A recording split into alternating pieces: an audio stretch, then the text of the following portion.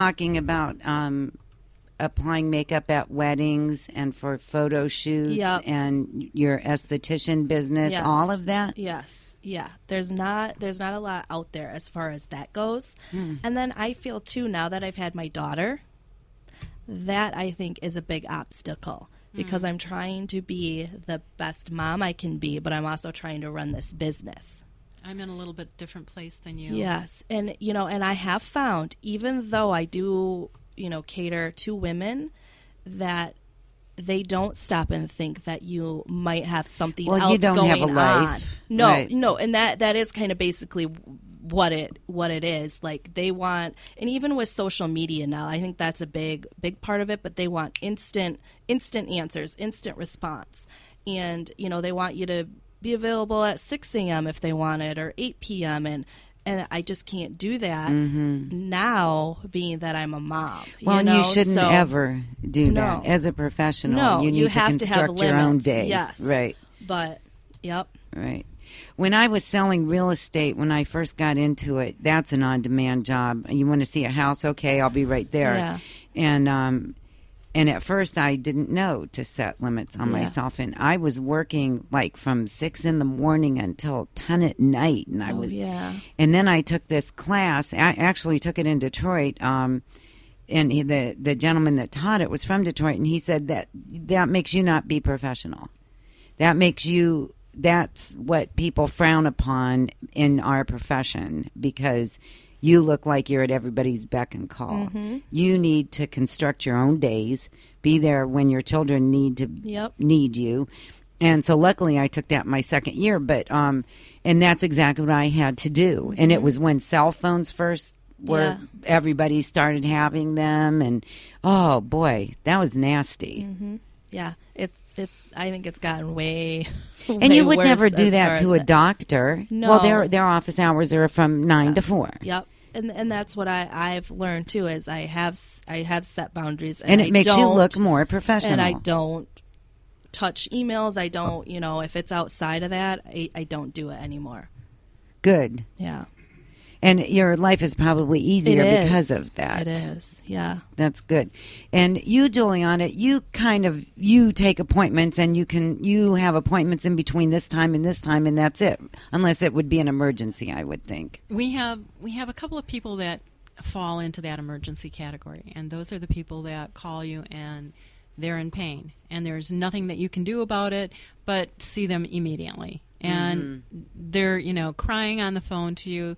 They just need you right away. Is there any time that you can get in right away? And at that point, I'm like, okay, yeah, all right. I will get you in the first available appointment, or I'll stay late and get you in. Maybe you should start a massage ER.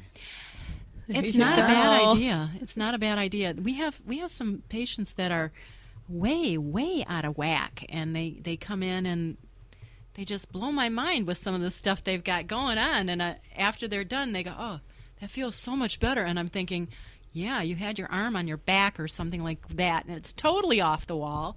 And I'm thinking, didn't you notice that when you got up this morning? And they go, no, I slept on it that way. That's what we were talking about earlier. Just something that simple can just mess you up. And it's funny because they know that they're doing it when they wake up in the morning, and then by 5 o'clock, it's an emergency. Yeah. And 5 o'clock in the afternoon, it's an emergency. Well, you figure by the time your muscles get all tense with your day, then it probably hurts worse and worse and worse, or you think it's going to go away, and it doesn't. It doesn't. Yes. Yeah. So, one of the things that when I was in corporate America that I noticed is that really bummed me out was that women were not nice to other women. The bitch factor. Yes. And you have that, and Laura, in your business now, and it's because of the competition, I guess. And I think some of it's competition, but even when you were kids in high school, there's always the girls that didn't like the other girls because they were jealous for some reason. Well, the cheerleaders. So it's like I think it's jealousy and that there's the competition there. Yeah. And I think a lot of that sticks even when we're And 30, 40, 50 years old. That's what the devolution's all about, is getting rid of that, because what purpose does it serve? No. It's Doesn't just serve negative any purpose energy. anymore. We are all the same. Mm-hmm. And that 20-year-old cheerleader that was so good, she probably doesn't look very much different than you. All right, yeah, there comes a point when everybody kind of just looks, they meld. Isn't that right, Pat? Pat has no comment. Amy, don't you agree? Yes. You know, it's Mel. It's like, I don't know what it is. Becky, I wish she was here because she reads a lot about the evolution of women. And we've had many interesting conversations about it. And she said one day, it was something that I never thought about, that we were in competition with each other from the very beginning of time, trying to get the strongest man, the one that would provide the best. Yeah. And so we were kind of mean to each other. But then I think we went through a period of time where we all helped raise each other's kids. Yeah. And so we've evolved, but there's so much animosity and backtalk, and it's just horrible. Mm-hmm. It's horrible. And in the workplace, that is huge. Yes. How would you overcome that? Oh, jeez. I just try to be nice to everybody and not put that energy out there. Mm-hmm. And yet, people are going to say, Laura, she's nice to everybody. What's up with her? Yeah. See, you can't win How no matter can she what you be do. nice to So you just have to be yourself and not worry. That's it right there. Not worry. Yeah. And not really care what other people are going to say. Yeah. And because you know who you are, and what you know you're not a bitch. That's right. And if other people want to talk and say you are, yep, you can't really stop them from That's doing right. that. My mom always used to say, they're going to talk about somebody.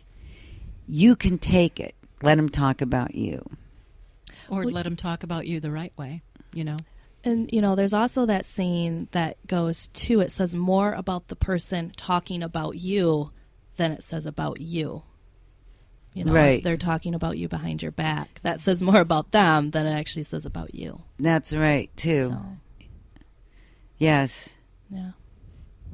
And, it always surprises me when there's somebody that I don't think likes me very much, and somebody else tells me that all these good things that they said about me. It really surprises me. So there are good things, too. And there are I think more and more women are starting to be nicer to each other. And your age, Laura, is you don't really have any strong role models, I don't think, nobody. Well, and each of us, that goes with every woman. It's so different from generation to generation. My mom would have been a good role model for you, though, because she owned her own business. She was way ahead of her time. Yeah. But and I see our job doesn't end when we come home from work. No.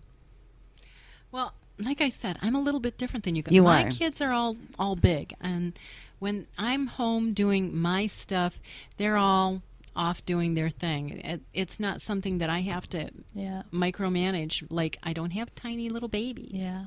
But you worked when they were growing up, didn't you? Oh, God, did I work. On the farm? Well, I was dealing with my mom and dad dying, and I was taking care of their duties, and not only did I have to deal with my kids, but I had to deal with my brothers and sisters not liking what I was doing. So, that kind of thing. But my mom and dad were really smart all the way through everything. And they would keep on saying, you're doing good. We like what you're doing. Keep doing it. The only reason that you're getting criticism from your brothers and sisters is because they're not here and they feel guilty because of it. Mm-hmm. And that's what they would say. And as long as they kept on saying that, I was doing okay, and that's what I was there for, just to help mom and dad. Mm-hmm. I wasn't there to make sure that everybody else was happy. No, right. And that's the mindset you have to have. That's what I did. You have to care about the people that matter in your life and not so much about the people that don't. Yep. Sometimes that's hard, though. Sometimes that's a hard lesson to learn because we like seeing everybody happy. Mm-hmm. Women in the workplace like to make people happy. Yep. But, you know, sisters are the ones that are the hardest on you. They're the ones that can come up in your face and really knock you off your pins. Yep. Because they're the ones that tell you you don't know anything anyway. And, you know, if they're an older sister and somebody that you respect, you know, you take it to heart a little bit more. But when your mom says, don't worry about it, Yeah. which one are you going to believe? Yeah. Right. My mom. Yep. Yeah. Yep. Luckily, my sister's not like See, aren't you lucky? I am very lucky. My sisters have all changed. They all think I'm wonderful now. Good. So there comes a time in your life when you have to take a look around and see if what you're doing is what you should be doing. And have you ever heard of OOLA? Oola? OOLA. OOLA. Wow. It's called the OOLA Factor. It's these two guys that wrote this book called OOLA, and they're really what comes out of their mouths is really good stuff. I like them a tremendous amount.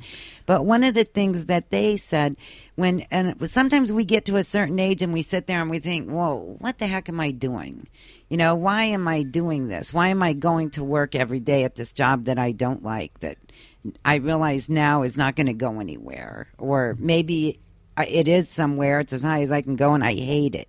And so you have to take a look at if you're going to spend your life like that or not. And one of the things that they said to do is to write down 7 things that you love about yourself. 7 things. I don't know why they picked the number 7, but I could only get to 3. That you love about yourself? Are you able to have other people help you with this? Well, that's what they said to do if you get stuck, to ask other people what they think. But their whole theory is once you make that list, that you should be doing one of those things. One of those things are the fire that's going to fuel your passion and get you motivated and moving in the morning happily instead of, oh, God, I got to go to work. You've had that kind of job before, haven't you? Have you? No? Kind of. You have. I have. Amy has. Yeah. Yeah, I've had that. And it's so much better once you're lucky, Laura. I hope you never have that kind of job. You know, the only job I had that I wasn't very happy in was when I worked for somebody else. Just because it was actually kind of an interesting story. It kind of goes with what we're talking about. When I first started working there were 2 owners. 1 male, 1 female. Ooh, that's not a good combination. Okay. And everybody thought she was a bitch. And she wasn't. She just knew what needed to be done to make it successful. And she knew what you as an employee weren't doing and what needed to change. But everybody thought she was a bitch. She left. And that place just went downhill. Went downhill. Interesting. And do you think it was because they didn't respect her judgment, or was it because she was a woman that was trying to take charge? I think it was more that she was a woman, and they, instead of taking her, as like the authority here, and this is your boss, and you have to listen to your boss, they took her that she was being just bitchy about everything. Oh, that's too bad. Instead of, that there was actually maybe a problem and something that needed to change, it was just that she was being bitchy. Yeah. That's too bad, isn't it? And, too, in that industry, in my industry, it was a lot of women, mostly women, so she was telling a bunch of women, what to do. What to women do. are like that. Yeah. And it could have been so much, it could have been good. Yeah. That's it was too great bad. until she left. And then it just went downhill. And that's why I left. Yeah. Oh, wow, that scared me a little bit. I jumped a little bit. That's very interesting. So today is National Business Women's Day, and we're talking about women in business, obviously. So if you have anything to add to it, please join us in the chat room or feel free to call in 989-402-5414. We're going to be back with Laura and Juliana, and maybe Amy will even pipe up in here a little bit. Nope, she's shaking her head. So we'll be right back. Stay tuned.